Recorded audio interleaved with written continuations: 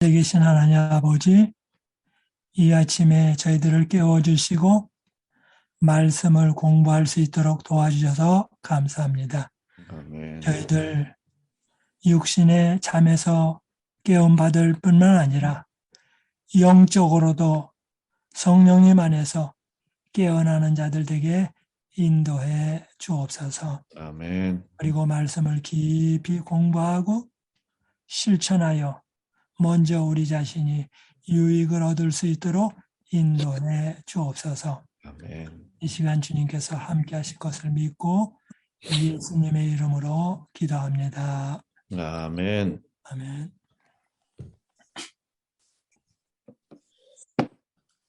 창세기 14장 17절. 아브람이 그돌라오멜과 그와 함께한 왕들을 쳐부수고 돌아올 때에 소돔 왕이 시외 골짜기 곧 왕의 골짜기로 나와 그를 영접하였고 살렘 왕 멜기세덱이 떡과 포도주를 가지고 나왔으니 그는 지극히 높으신 하나님의 제사장이었더라. 그가 아브람에게 축복하여 이르되 천지의 주제시오 지극히 높으신 하나님이여 아브람에게 복을 주옵소서. 너희 대적을 내 손에 붙이신 지극히 높으신 하나님을 찬송할지로다 하며 아브라함이 그 얻은 것의 10분의 1을 멜기세덱에게 주었더라. 소돔 왕이 아브라함에게 이르되 사람은 내게 보이고 물품은 내가 가지라. 아브라함이 소돔 왕에게 이르되 천지의 주제시오 지극히 높으신 하나님 여호와께서 내가 손을 들어 맹세하노니 내 말이 내가 아브라함으로 치부하게 하였다 할까 하여 내게 속한 것은 실 한 오락이나 들매끈 한 가닥도 내가 가지지 아니하리라. 오직 젊은이들이 먹은 것과 나와 동행한 아넬과 에스골과 마므렛의 분깃을 제할지니 그들이 그 분깃을 가질 것이라. 예. 오늘은 창세기 14장의 이제 마지막 부분에 멜기세덱에 관한 연구를 하겠습니다. 17절 봅니다. 아브람이 그달라오멜과 그와 함께한 왕들을 파하고 돌아올 때에 소돔 왕이 사외의 골짜기 곧 왕국에 나와 그를 영접하였고, 여기 사외 골짜기는 예루살렘의 감람산과 예루살렘 성전이 있는 가운데 골짜기, 기드론 골짜기를 이야기하고 있습니다. 18절입니다.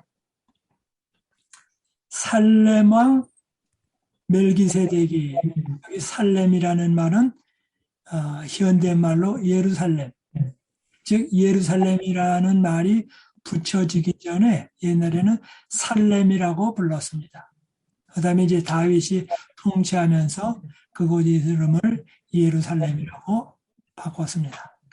멜기세덱이 떡과 포도주를 가지고 나왔으니, 떡, 포도주.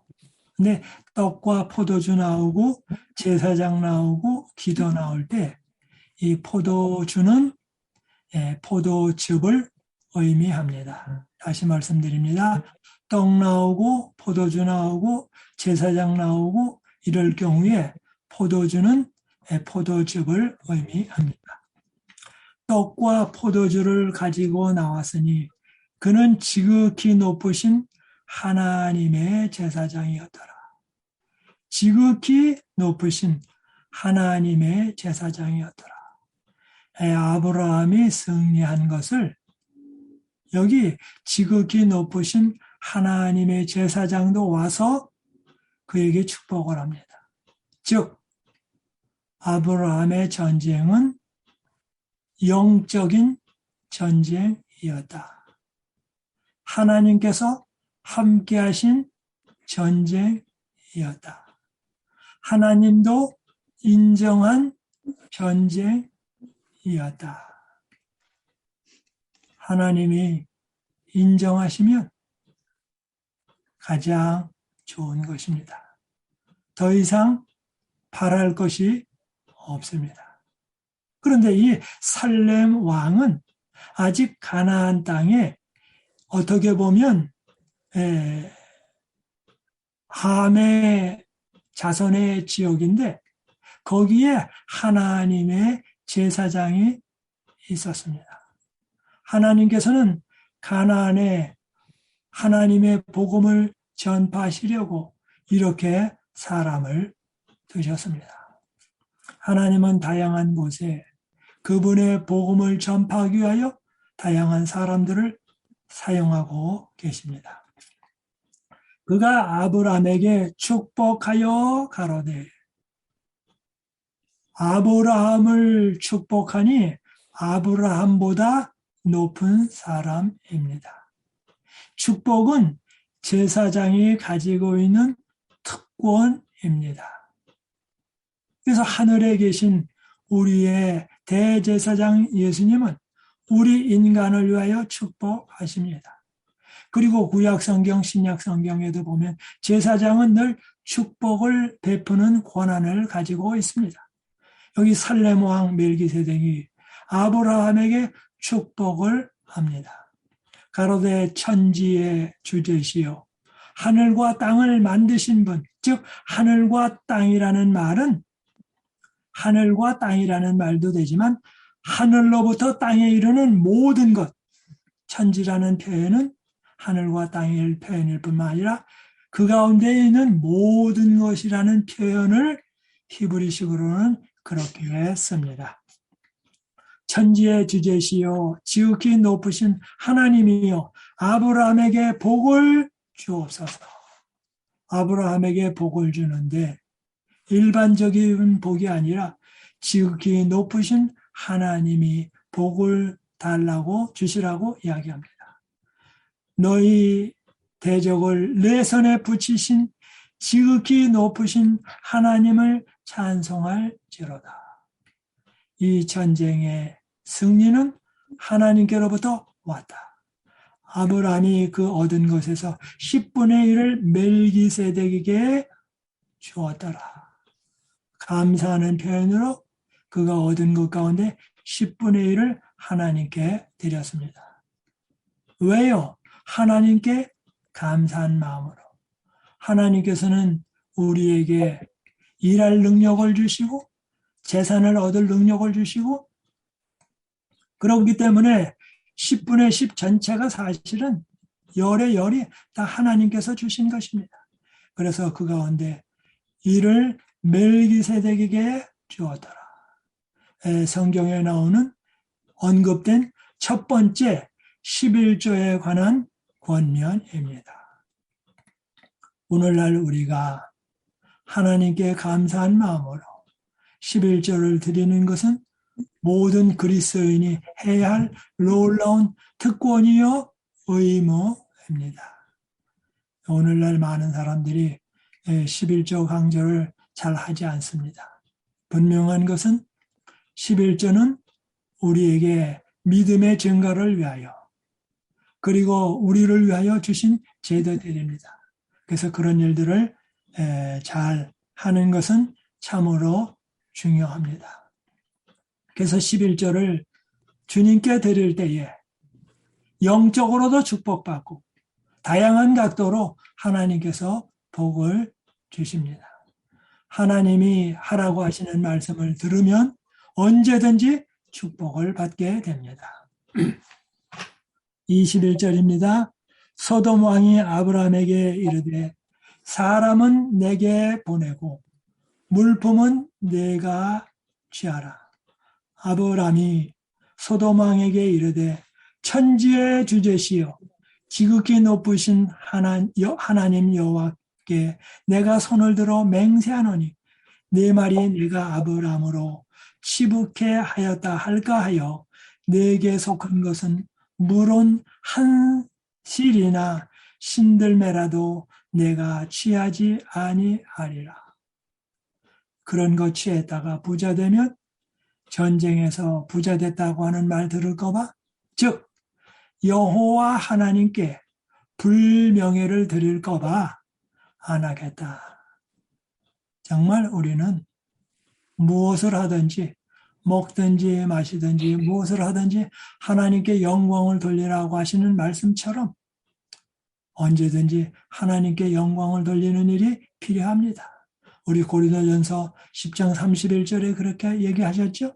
그러므로 먹든지 마시든지 무엇을 하든지 다 하나님의 영광을 위하여 하라. 아침부터 저녁까지 한평생 하나님의 영광을 위해서 일하는 자들의 기쁨은 굉장한 것입니다. 24절입니다. 오직 소년들의 먹은 것과 나와 동행한 아넬과 에스골과 마므레의 분깃을 취할지니 그들이 그 분깃을 취할 것이니라. 시편 110편 4절에는 멜기세덱의 반차를 쫓아 영원한 제사장이라고 하는 말씀을 메시아, 즉 예수님께 대하여 언급하고 있습니다. 우리 돌아오는 안식일부터 세과에 걸쳐서 이 예수님의 제사장에 대한 공부를 지금 합니다. 돌아오는 안식일, 새 안식일이요. 그런데 오늘 이 말씀은 우리 창세기 14장에 나온 말씀은 히브리서에는 3장에 걸쳐서 이야기를 하고 있습니다. 히브리서 5장 몇 절 얘기하고요. 6장에 몇 절 얘기하고요.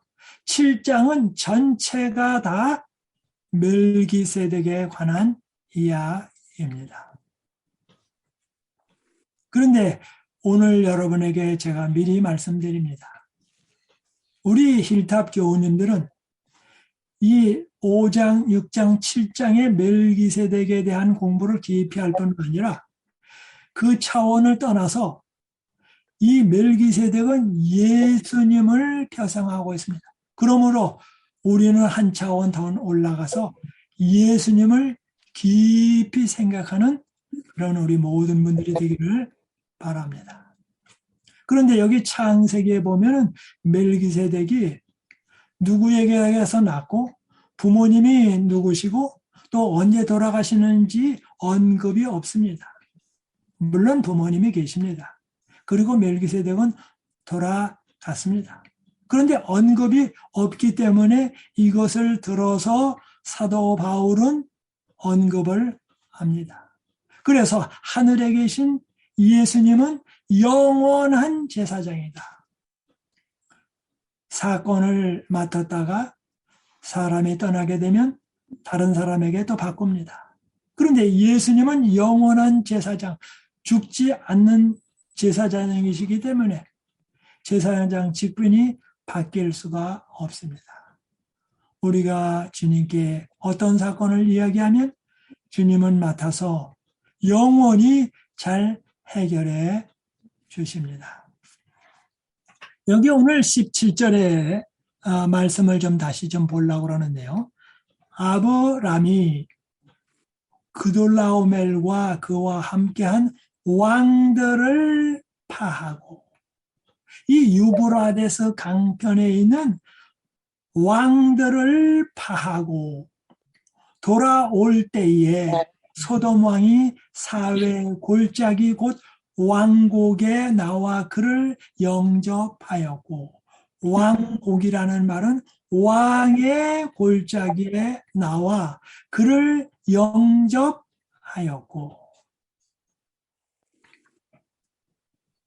여기 왕들을 파하고, 그런데 아브라함은 그가 승리한 것이 하나님께서 축복하시고 하나님께서 함께 하셨기 때문에 그렇게 할 수 있었습니다.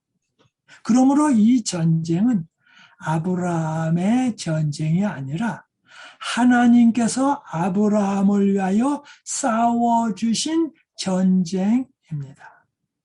그래서 일반적인 전쟁이 아니고 이것을 가리켜서 거룩한 전쟁입니다. 거룩한 전쟁이기 때문에 거룩할 성자를 써서 성전이라 말합니다. 그 말은 예루살렘 성전이라 하는 말이 아니라 거룩한 전쟁이다 그 말입니다. 근데 이 거룩한 전쟁이라는 말을 갖다가 중동 지방에서는 뭐라고 불러냐면 지하드라 그렇게 말합니다. 그래서 이슬람 사람들이 다른 종교와 싸울 때에 성전이라 말합니다. 그래서 그들 표현으로 말하면 지하드라고 말하고 있는 것입니다. 그런데 우리 성경에는 하나님께서 이스라엘을 위하여 전쟁해 주신 경우가 많이 있습니다. 하나님께서는 애굽을 쳐부수고 열재앙을 내리고 애굽에서 그들을 구출해 주셨습니다. 이것은 성전입니다. 그리고 요한계시록에 나중에 마지막 7재앙이 내릴 때에 이 7재앙에서 주님을 믿지 않는 사람들은 어려움을 당하지만 주님을 믿는 사람들은 하나님의 보호 가운데 있게 됩니다. 구약의 10재앙은 다시 미래에 있을 요한계시록의 7장을 설명하는 성경절입니다. 바로 하나님께서 앞으로 함께 하실 것입니다. 그리고 이스라엘 사람들이 가나안 땅에 들어가서 여호수아의 인도에 따라서 이곳저곳을 다 정복할 때에 하나님께서 여호수아 앞에 가셨습니다. 그리고 그들이 나아갈 때 때로는 법궤를 메고 나아갔습니다. 법궤가 나아갔다는 말은 하나님께서 함께 하셨다라는 표현입니다. 요단강을 건너갈 때에 법궤를 메고 건너갔습니다. 그리고 여리고성을 돌 때에 법궤를 메고 돌았습니다. 하나님께서 매일 한 바퀴씩 같이 돌고 마지막 날 7바퀴 돌고 그들은 감사 찬송으로 소리를 질렀을 때에 아직 여리고가 무너지지 않았지만 무너진 거로 간주하여 감사 기도를 드렸을 때에 여리고성이 무너졌습니다. 이유는 하나님께서 함께 하셨기 때문입니다. 그런데 여리고성이 무너진 것을 보고 그들은 자만하여 하나님의 전쟁이라는 것을 깨닫지 못하고 아이성에 갔을 때는 자신을 의지하여 그 전쟁을 했습니다. 그래서 아이성에 가서는 패배하게 되었습니다. 바로 능력의 근원이 어디서 나왔는지를 보여준 사건입니다. 뿐만 아니라 사사기서에 보면 기드온은 소수의 정예부대를 데리고 가서 미디안을 쳐 부쉈습니다. 어떻게 가능했을까요? 항아리 들고 횃불 들고 나팔 불고 이것은 전쟁의 도구가 아닙니다. 이것은 찬양의 도구입니다. 바로 하나님께서 함께 하셨기 때문에 그렇게 되었습니다. 더 예를 들어 봅니다. 다윗과 골리앗이 싸우게 됩니다. 그런데 골리앗은 창과 방패를 가지고 왔습니다. 그런데 다윗은 무엇을 가지고 나갑니까? 물매와 돌을 가지고 나갑니다. 그런데 그가 말합니다. 나는 여호와의 이름으로 나아간다. 그래서 물매를 돌리다가 골리앗을 맞췄습니다. 어떻게 다윗은 그렇게 용감할 수 있었을까요? 평상시에 그가 양떼를 성심성의껏 돌볼 때에 곰이 나올 때 사자가 나올 때 그로 하여금 이기게 하셨습니다. 사람은 곰과 사자를 이길 수가 없습니다. 삼손은 하나님의 신이 함께 할 때에 사자를 이겼습니다. 그러므로 평상시에 다윗은 목동으로 일할 때에 곰과 사자를 쳐서 이겼다라는 표현은 하나님께서 함께 하셨다라고 하는 것입니다. 그런데 다윗이 골리앗을 쳐부술 때 베란간에 하나님께 대한 신뢰가 늘어나서 골리앗을 쳐부순 것이 아니고 평상시에 그런 훈련이 되어 있었습니다. 그러니까 골리앗을 만날 때에 담대한 마음으로 가졌습니다. 왜요? 평상시에 그 체험을 가지고 있으니까. 그리고 물매를 돌리다가 골리앗을 쳐서 이긴 것입니다. 우리의 믿음은 평상시에 쌓은 것이 어려울 때 나타나지, 평상시에 훈련하지 아니한 믿음이 베란간에 기도한다고 나오지 않습니다. 평상시에 공부 안 한 사람이 시험 치기 전날 기도한다고 해서 그 다음날 시험 문제지를 볼 때 답이 보여지는 게 아닙니다. 평상시에 공부하고 또 열심히 공부했다가 기도할 때에 공부한 것이 잘 생각나게 도와주실 수는 있지만 배우지 않은 것을 생각나게 해줄 수는 없습니다. 공부를 했어야 생각나게 해줄 것이 있죠. 마찬가지입니다. 우리가 평상시에 늘 기도로서 말씀으로서 자그마한 일이라 할지라도 믿음으로 승리할 때에 어려운 일을 당할 때에 주님께서는 우리를 도와주십니다. 아멘. 믿음은 평상시에 작은 거로 차곡차곡 쌓아야 합니다. 바로 이런 사람들에게 주님께서는 늦은 비 성령도 주십니다. 아멘. 엘리야도 그 바알신과 싸울 때에 하나님께서 함께 하셔서 불이 하늘에서 내려왔다는 것입니다. 요한계시록에 나오는 마지막 전쟁, 아마겟돈 전쟁도 우리가 주님을 신뢰할 때에, 주님을 의지할 때에 예수 믿는 사람들에게는 승리의 영광이요, 예수 그리스도를 믿지 않는 사람들은 정말로 낭패를 보게 됩니다. 그래서 여기 창세기 14장에 나와 있는 이 거룩한 전쟁, 그런데 요한계시록에도 마지막 때에 전쟁이 나오는 것인데 그것은 아마겟돈 전쟁입니다. 아마겟돈 전쟁에서 어떻게 승리할 수 있을까요? 아브라함처럼 매일매일 주님을 신뢰하는 것입니다. 그러므로 오늘날 우리는 매일매일의 영적인 전쟁이 있습니다. 그 매일매일의 영적인 전쟁, 즉 나의 마음의 보좌에 주님이 계신가 안 계신가, 주님이 나의 하루를 주장하시는가 아닌가, 그것에 따라서 하루의 영적인 승리냐 패배냐가 결정됩니다. 일주일도 마찬가지고 한 달도 마찬가지고 1년도 마찬가지고 한평생이 그렇게 되는 것입니다. 예수님은 오늘 이 땅에서 십자가에 달려 돌아가시고 무덤에서 부활하시고 하늘에 올라가셔서 성소의 일을 하시고 지성소의 일을 지금 하시고 계십니다. 그분은 멜기세덱의 반차를 쫓아 영원한 제사장이 되셨습니다. 오늘도 주님은 우리를 위해서 간구하는 일 하고 계십니다. 히브리서 11장 16절에는 아브라함에 대하여 이야기하기를 하늘에 있는 더 나은 본향을 바라봤다라고 이야기하고 있습니다. 오늘 우리도 살아가면서 하늘에 있는 본향을 바라보며 아브라함처럼 그렇게 나아가시게 되기를 바랍니다. 다시 한번 반복하면요, 이 전쟁은 여호와께 속했다. 아멘. 성전입니다.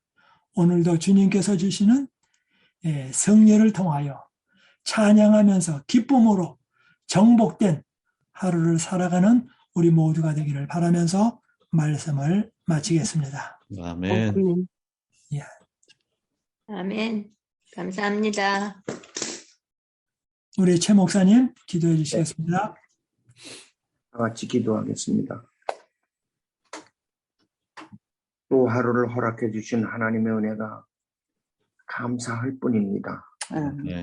우리 인간은 하루하루 날 가지고 연약해지지만 하나님의 능력을 힘입어 오늘도 살아가게 싸우니 아침에 주의 종을 통해 주신 말씀처럼 하나님께 영광 돌리는 삶이 되도록 지켜 주시옵소서. 아멘. 아멘. 하루 살아가는 것 자체가 하나님의 은혜요.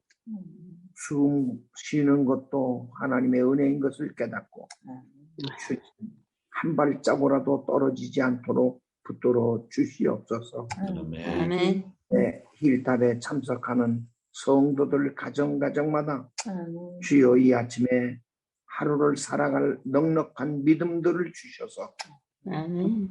으로 살아가고 세상 욕심으로 살지 않도록 축복하여 주시옵소서. 아멘. 아멘. 교회에 참석하는 성도들의 자녀 손들 붙들어 주셔서 여러 곳에 흩어져 사는 줄 압니다.